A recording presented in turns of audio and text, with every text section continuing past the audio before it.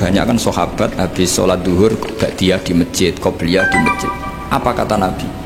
La taj'alu buyutakum kuburan, cung nak apik aja mbok entek-entekno ning masjid. Omam ya bagai keapian. Rumah kamu jangan jadikan kuburan. Jadi sholat sunatnya di masjid, ba'diyahnya di masjid. Pulang-pulang tanya, "Mah, makannya di mana?" Terus marah-marah karena kurang disediakan makanan. Kan lucu kan? Di masjid qobliyah, ba'diyah, pulang-pulang tanya apa? Makanan. Tersinggung lagi kalau belum disediakan. Akhirnya apa? Anak-anak kita yang kecil kenangan melihat bapaknya itu apa? Bapak itu orang yang kalau dari masjid tanya makanan dan marah kalau tidak kesampaian. Coba kalau kamu datang dari masjid sholat, kenangan anak kamu apa? Bapak itu orang yang kalau datang dari pergi sholat. Sehingga kenangan anak-anak kita ini melihat kita sholat sujud di rumah. Sehingga Nabi membahasakan apa? Jangan jadikan rumah kamu sebagai kuburan, kasih jatah sholat. Sehingga ulama mengatakan jamaah itu paling baik itu di masjid untuk jamaah fardu. Untuk sholat sunat beberapa malah sebaiknya di. Sehingga saya ini sebagai kiai ya sering bingung.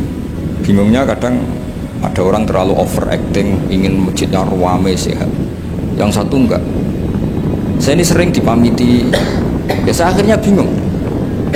Bingungnya ya barokahnya ngalim itu bingung. Kalau nggak ngalim malah nggak bingung. Karena ya sudah harus gitu. Sampai tak beritahu. Nabi awal ngendikan itu ju'ilat lanal ardu kulluha masjidan. Semua tanah Allah itu hakikatnya. Apalagi ini rumah kita. Anak kita biar menyaksikan saat kita sujud, saat kita baca Quran, saat kita ngaji. Kalau semua ini di masjid, kemudian Anda di rumah taunya makanan, menuntut ngopi, menuntut kenangan di keluarga kita kurang baik. Makanya Nabi membahasakan apa? La taj'alu buyutakum kuburon. Jangan jadikan rumah kamu sebagai kuburan. Apalagi ada pepatah lagi, al-ummu madrasatul ula. Ibu adalah madrasah Coba kalau kita ngajarin Quran di rumah, ya tentu masjid ya tetap ada kegiatan, tapi jangan sampai mematikan rumah. Sehingga kita sebagai ulama itu ada masjid rame ya seneng, ada masjid setengah rame ya gak apa-apa, asal efeknya menyebar ke masyarakat. Jadi ramenya masjid ya baik, tidak rame kalau yang rame ibadah di rumah-rumah juga baik. Maka dulu zaman Nabi Musa malah istilahnya waj'alu buyutakum qiblatan wa aqimus sholat. Jadikan rumah kamu sebagai kiblat, sebagai tempat ibadah. Coba kenangannya Nabi kalau sholat malam itu di rumah apa di masjid? Di rumah. Sehingga Aisyah punya kenangan sampai hatta waromat qodamau, sehingga tangannya, kakinya Nabi bengkak. Dan Nabi alami saja. Kamu kira Nabi sholat punya kayak anak-anak sekarang kan yang ada ruang sholat? Ternyata hanya dipasang sajadah sama tasbih, nggak pernah dipakai. Kalau Nabi enggak, yang dipakai Sayyidah Aisyah itu ya tempat sholat. Sehingga kata Aisyah, Nabi itu sholat di tempat tidur saya. Kalau Nabi sedang berdiri, kakiku tak selonjorkan. Kalau Nabi sujud, kakiku tak ingkretkan. Ya di tempat Sayyidah Aisyah tidur itu Nabi sholat. Pas berdiri kan berdirinya Nabi lama, Aisyah selonjor. Pas Nabi mau sujud, kakinya diingkretkan. Segampang itu Nabi. Akhirnya apa?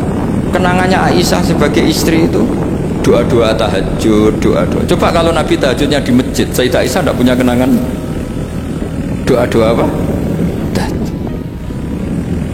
Sehingga kita harus ngikuti ngaji. Sehingga kalau nuruti teori ya, sholat itu ibadah. Sebaiknya kalau ibadah ya di tempat. Tidak seperti itu cara pandang. Kata Nabi, semua buminya Allah adalah saksi kita ketika ketemu Allah.